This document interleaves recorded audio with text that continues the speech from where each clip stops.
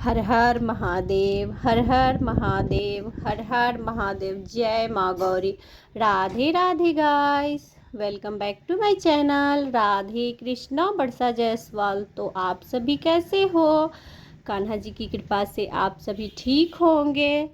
तो गाइस, आज मैं आप लोगों के लिए मंगला गौरी व्रत में जो दीपक बनता है तो वो उसका वीडियो लेकर आई हूँ, क्योंकि मंगला गौरी का व्रत हमें सावन के महीने में ज़रूर से रखना चाहिए। जितना भी सावन के महीने में व्रत पड़े मंगलवार, तो उतना हमें ज़रूर से रखना चाहिए, क्योंकि ऐसा माना जाता है कि जो प्रार्थना हमारी भोले बाबा स्वीकार नहीं करते हैं, अगर हम माता पार्वती का व्रत रखते हैं तो वो शीघ्र अतिशीघ्र माता पार्वती भोले बाबा से कहकर हमारी उस प्रार्थना को स्वीकार करवा देती है और हमें सदा सुहागन रहने का, सौभाग्यवती रहने का वरदान देती है माता पार्वती। और कुमारी लड़कियां भी ये व्रत रख सकती हैं, क्योंकि कुमारी लड़कियां जो लोग चाहती हैं कि हाँ उन्हें बहुत ही सुंदर और सुयोग वर मिले, तो वो भी मंगला गौरी का व्रत जरूर से रखें। बहुत ही अच्छा होता है ये व्रत रखना। तो जैसे हम लोग सावन के सोमवार में व्रत रखते हैं, उसी प्रकार से हम लोग सावन में के मंगलवार के ये व्रत रखते हैं। लेकिन इस पूजा में माता गौरी की पूजा की जाती है, तो उनके पूजा की विधि मैं आप लोगों को नेक्स्ट वीडियो में बताऊंगी। लेकिन इसमें मैं आप लोगों को बता रही हूँ कि जैसा कि आप लोग जानते हैं कि माता पार्वती को माता अन्नपूर्णा भी कहा जाता है। तो अन्नपूर्णा माता जो होती हैं, तो उसके लिए हम लोग आटे से ही इसमें बनाते हैं, बर्तन बनाते हैं आटे का, और दीपक आटे का ही इसमें बनाना ज़रूरी होता है। तो वो मैं आज आप लोगों को बताऊंगी कि किस प्रकार से हम बर्तन या फिर दीपक बनाएंगे। तो इसमें माता गौरी को 16 चीज़ों का बहुत ही महत्व होता है। तो यहाँ पे आप लोग देख सकते हैं कि ये मैं आटा ली हूँ और आटा को सान कर और यहाँ पे छोटी छोटी 16 लोई बनाऊंगी और 16 दीपक छोटे छोटे बनाऊंगी, जिससे कि माता पार्वती जी का आरती किया जाएगा। और गाइस, मैं इसमें बनाऊंगी एक चौमुखी दीपक, जो कि माता पार्वती की पूजा में अखंड दीप, जो पहले पूजा से पहले जो हम दीप जलाते हैं, तो उसके लिए। और मैं इसमें एक सिलवट्टा बनाऊंगी। तो आप लोगों को जो इच्छा हो आप लोग बना सकते हैं। आप चाहे तो सिलवट बना सकते हैं, आप चाहे तो जाता बना सकते हैं, आप चाहे तो ओखली बना सकते हैं, जो कि लक्ष्मी का प्रतीक होता है और अन्नपूर्णा माता की ये सब निशानी होती है। तो उसका भी पूजन करना इसमें बहुत ही ज़्यादा ज़रूरी होता है।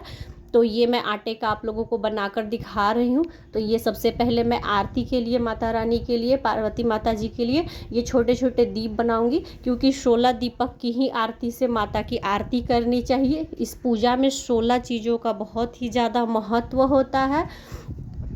पूजा में हमें सारी चीज़ें 16-16 की मात्रा में रखनी चाहिए।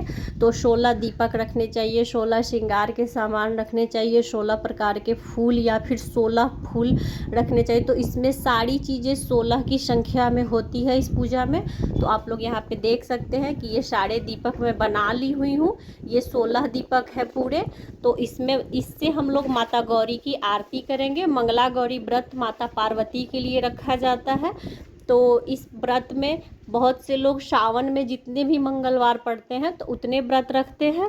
अगर 4 सावन में पड़े तो 4 मंगलवार के रखेंगे, 5 पड़ते हैं तो 5 रखते हैं। बहुत से लोग 1 साल के लिए व्रत रखते हैं, जैसे कि इस सावन से उठाए और अगले सावन में उद्यापन किए, तो वैसे रखते हैं। बहुत से लोग 5 सालों के लिए इस व्रत को रखते हैं।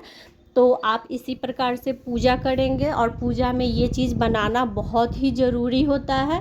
तो जो लोग अगर सावन में पूरे 5 या फिर 4 जितने भी पड़ते हैं मंगलवार के व्रत, तो उतने व्रत रखते हैं, तो उसमें आप आटे का प्रत्येक मंगलवार को इसी तरह से बनाएं, पूजन करें और फिर इसको विसर्जित कर दें।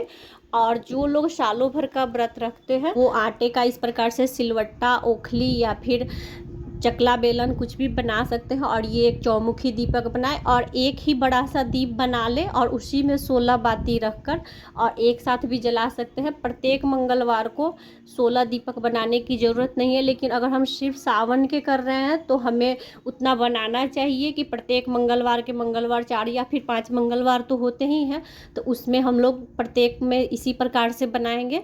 और जो लोग सालों भर करते हैं तो सालों भर उतना बनाना पॉसिबल नहीं होता है, तो आप इस तरह का एक चौमुखी दीपक बनाएं, एक सिलवट्टा बनाएं। और सिलवट्टा बनाना बहुत ही आसान है, तो आप इस तरह से बना लें और एक ही बड़ा सा दीपक आटे का बनाएं और उसी में 16 बाती रखकर और उससे आरती करें माता पार्वती की। और जो लोग 5 साल करते हैं तो वो लोग चाहे तो ये छोटा छोटा पत्थर का भी आता है सिलवट या फिर दीपक, तो आप उस तरह का मंगा कर रख ले, उसी पर पूजन करें। तो आपकी जैसी इच्छा हो आप उस तरह से कर सकते हैं। तो ये आप लोग देख सकते हैं कि ये मैं सिलवट्टा बना रही हूँ, बहुत ही आसानी से बन जाता है। आप लोग देख सकते हैं कितना प्यारा लग रहा है छोटा सा देखने में।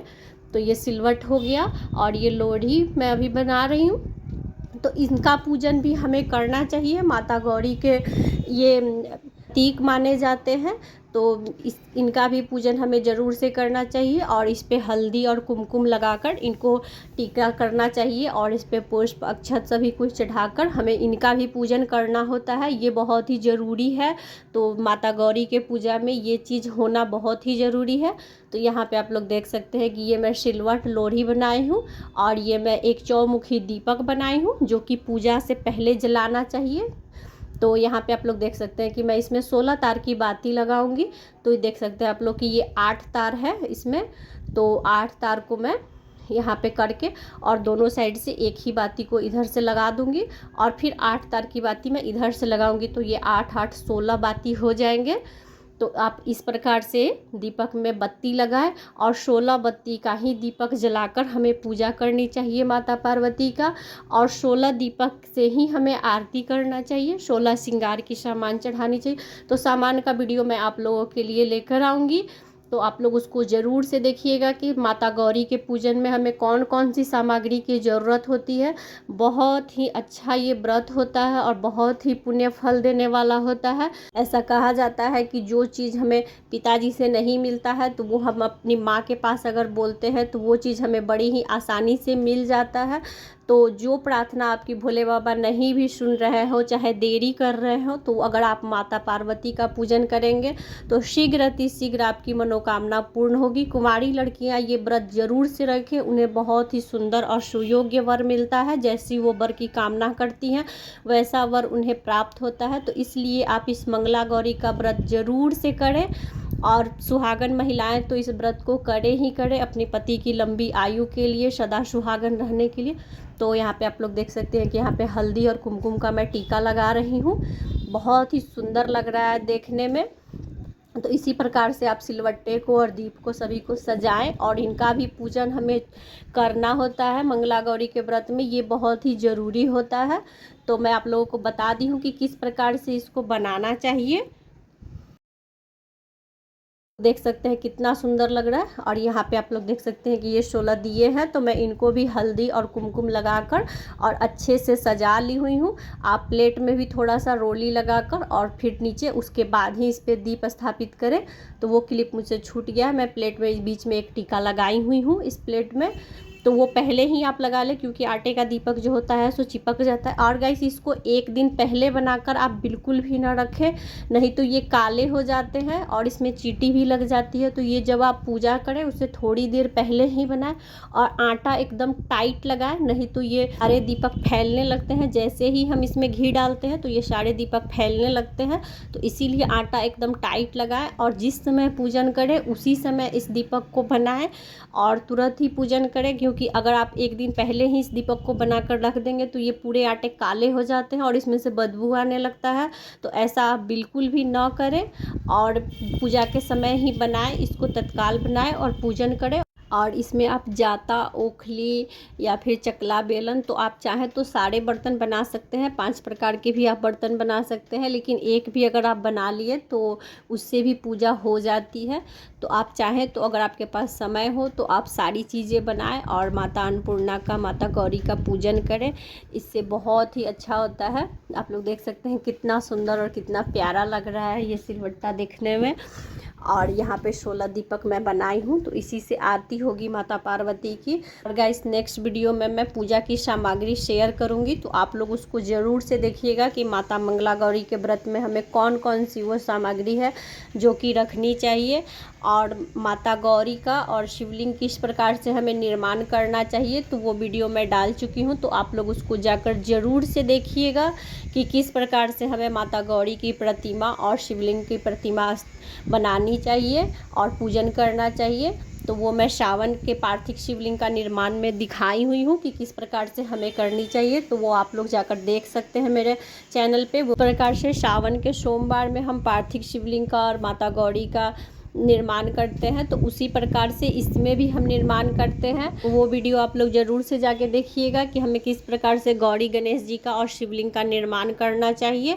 और ये मैं दीपक का बता ही दी हूँ आप लोगों को कि कैसे हमें बनाना चाहिए।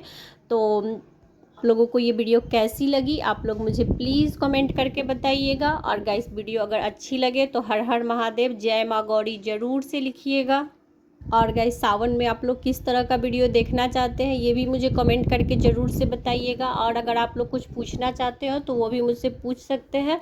और गाइस अगर आप लोगों को वीडियो थोड़ी सी भी अच्छी लगी हो तो like, share and subscribe. Her her Mahadev, her her Mahadev, her her Mahadev.